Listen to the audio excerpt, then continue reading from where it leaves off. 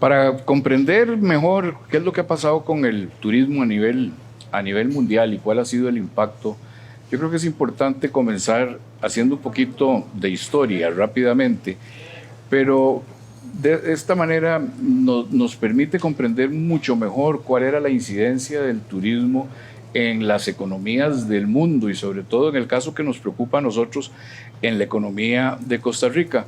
Recordemos que hace 70 años, más o menos para 1950, el total de turistas en el mundo apenas era como de 25 millones de personas viajando alrededor del mundo.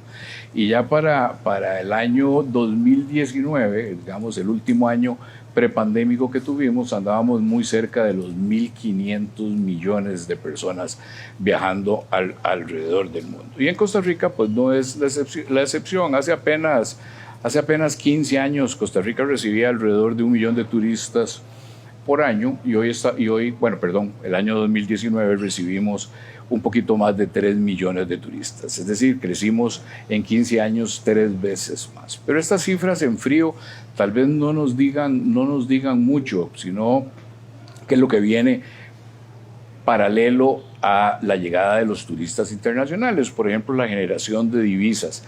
Costa Rica recibió en el año 2019 cerca de 4.000 millones de dólares. Para que tengamos una dimensión de lo que esto significa, hubiéramos podido construir más o menos 40 estadios nacionales con ese dinero, ¿verdad?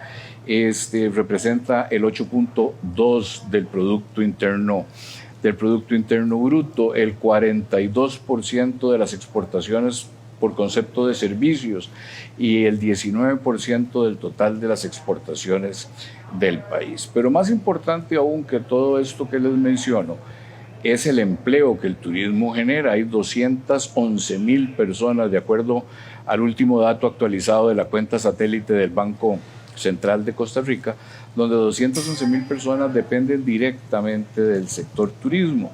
Y por el encadenamiento que tiene la industria del turismo en Costa Rica, aproximadamente 600,000 personas dependen del turismo indirectamente.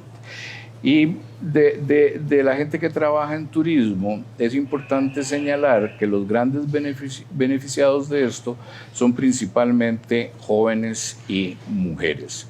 Jóvenes y mujeres no necesariamente con un alto grado de profesionalización, sino que el sector tiene la gran ventaja de poder absorber gente que no está en altos niveles de calificación, entrenarlos muy rápidamente y levantar el nivel de vida que ellos tienen. Esta es la importancia del sector, el encadenamiento que tiene el sector en Costa Rica y lo que lo hace definitivamente, como bien lo hemos llamado o lo han llamado los expertos, el gran motor de la economía costarricense. Ahora bien, los efectos de la pandemia han sido sinceramente devastadores para el sector en nuestro país y a nivel mundial. La caída del turismo el año pasado en los meses de pandemia, de abril a diciembre, fue de un 93%, es decir, el sector turismo tuvo que sostenerse apenas con un 7% de lo que producía el turismo antes del COVID-19, y en los primeros 5 meses de este año, si bien es cierto, empezamos a ver una leve recuperación, pero apenas alcanza más o menos el 25% de las cifras, tanto en generación de llegadas de turistas como en generación de divisas de lo que representaba el turismo en el 2019. Comprenderán entonces que es muy difícil para cualquier empresa poderse mantener en estas condiciones, apenas viviendo con un 7% de sus ingresos normales o con un 25% en el mejor de los casos, y por ello la imperiosa necesidad para salvar el parque empresarial del sector turismo en Costa Rica. El sector requiere de ayudas importantes, ayudas y que si bien es cierto no terminarán de materializarse hasta que la demanda se normalice, y la demanda se va a normalizar cuando la situación sanitaria a nivel mundial vaya mejorando. Por eso es importante seguir insistiendo en los procesos de vacunación. Hay que acelerar cada vez más el proceso de vacunación.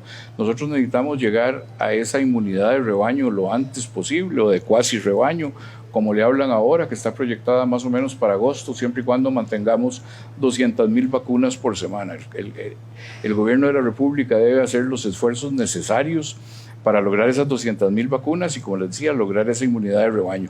Ahí es cuando la demanda realmente empezará nuevamente a reaccionar. Pero las empresas, mientras tanto, hay que sostenerlas. Nos va a salir mucho más caro como país, como industria y como sector reconstruir un sector de cero que mantener el sector en este momento. Por eso es importante algunos proyectos de ley que se están viendo en la Asamblea Legislativa y que, gracias a Dios y a la buena voluntad de los señores y señoras diputadas, están avanzando a buen ritmo y tenemos buenas noticias en estos últimos días, y proyectos como el Fondo de Avales, por ejemplo, el proyecto de nómadas digitales o proyectos de el producto fílmico están avanzando aceleradamente. Pero hay que redoblar esfuerzos y, como les digo, es mucho más barato, es mucho mejor negocio para el país sostener la industria que por tantos años se ha establecido, poder mantener el empleo que ella tiene, la capacitación de esa gente es importante,